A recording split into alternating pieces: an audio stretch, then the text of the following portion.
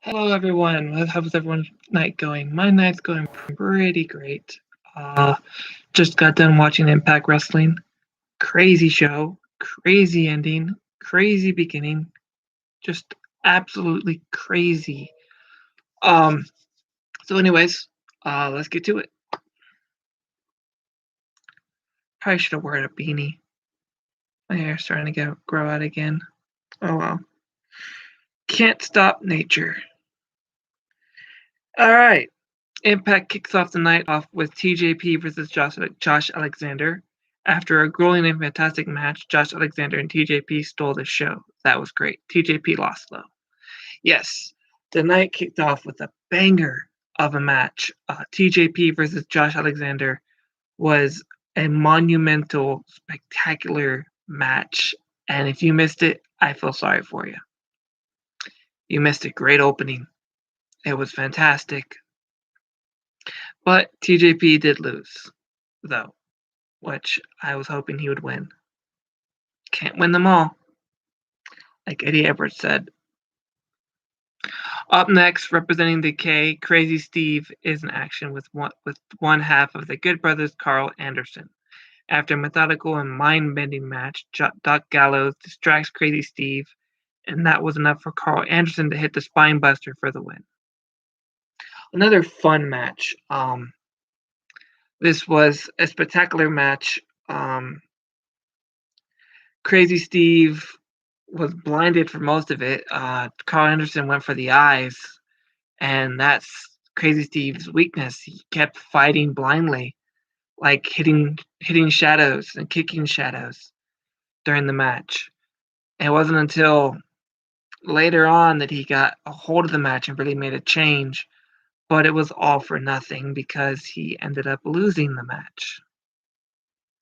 So sad. I was pulling for Decay.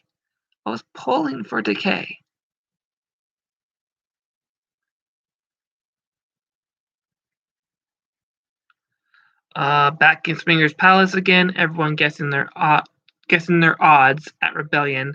In comes P.D. Williams, drops some Steiner math to fix their doubts. So he laid down Steiner math, or P.D. Williams math, to ensure that Walking Weapon, Josh Alexander, would be winning the match. And they're like, well, that's the odds. May they weigh in your favor. But no, they didn't say that. I said that.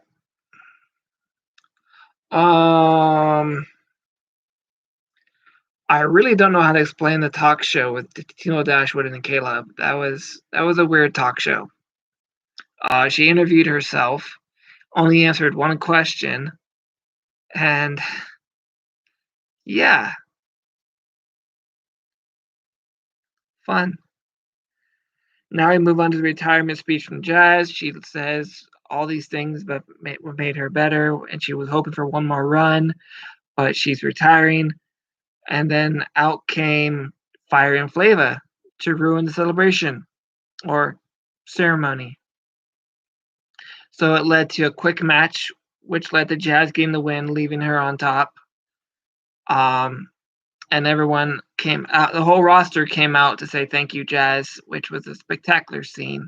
I wish I had saved that for the thumbnail. But it was a spectacular scene. Then backstage, she and Scott D'Amore says, you're defending the title against Jazz and Jordan because they won the match.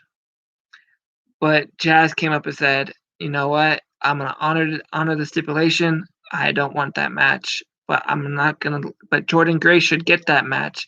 And I'm going to I'm going to choose her opponent or choose her tag team partner for the match. Hey, Jared. So yeah, fun match at Rebellion.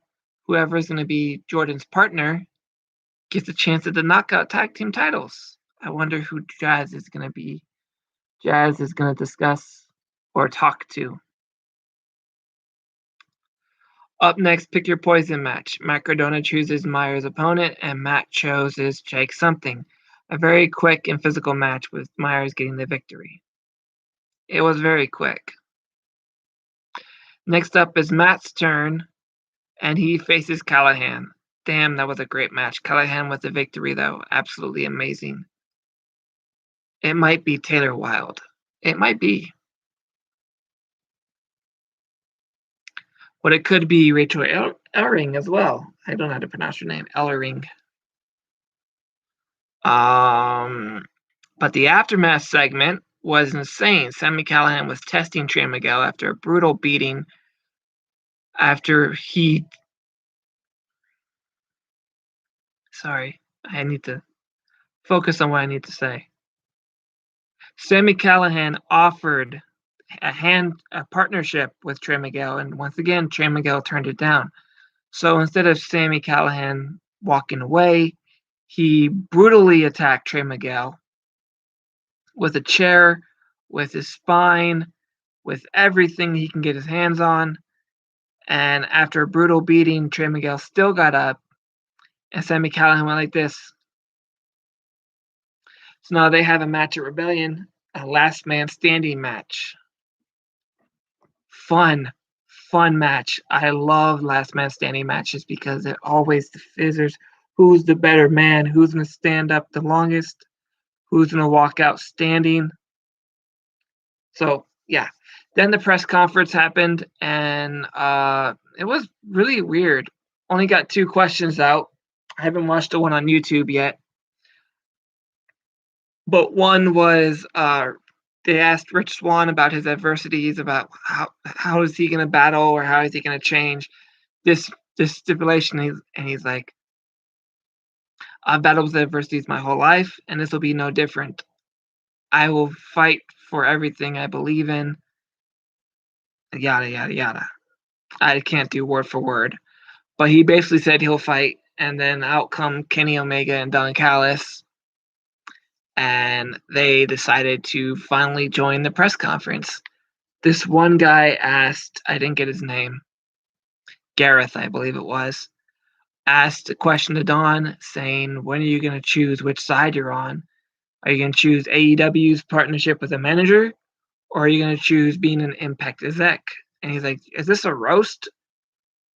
Is this a roast? Are you roasting me? And he walked up and took off the mic and walked out of the press conference. He was still at the table.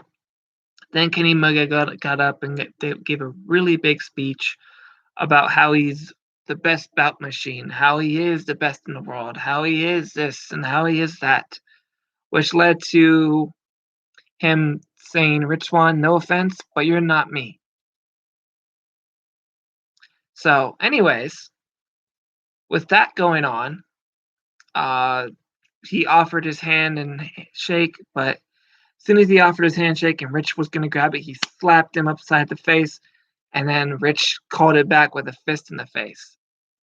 Then it broke out in chaos. The security guards came out of nowhere and broke up, and that ended the show for the night.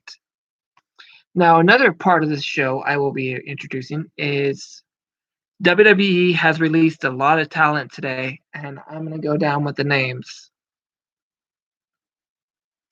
As of right now, there are 9, but I believe there was a 10th one that was announced.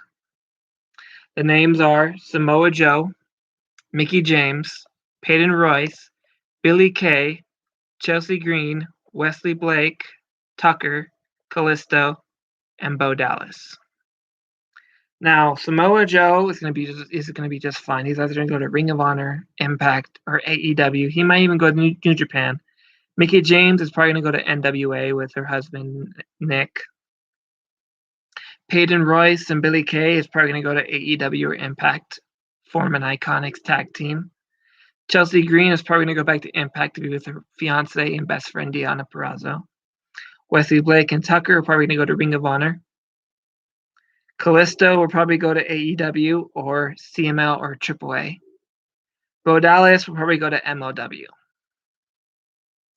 And Mojo Rawley, who is not on this list right now, is also released, and he'll probably go to Impact. He has the sort of energy that Impact looks for. Hype man, hype bro. So, yeah, the WWE releases. They didn't deserve to be released. No, they didn't. No, they didn't. Especially Chelsea Green and Samoa Joe. Like, those two are stars, and you release them? Like, damn. It might be Taylor Wilde. Tommy Dreamer might get revenge on Sami Callihan. Probably. Probably not. Gorillas of Destiny should help Jon Moxley and Eddie Kingston. I didn't watch AEW, but yeah. They shouldn't be released. They didn't deserve to be released. I'm angry they released Samoa Joe. I'm actually kind of happy they released Samoa Joe. It gives someone an opportunity to give Joe his value. WWE obviously didn't see his value, and another promotion will pick him up, and WWE will regret it. WWE will regret the releasing of Samoa Joe. But he's probably going to go to AEW or return to Impact and make a huge name for himself off of his own name. So yeah, I'm just surprised he didn't get a WWE name. Fun stuff. All right, guys, thank you for watching. I will be back next Thursday for next Thursday. Thank you all for watching. Peace.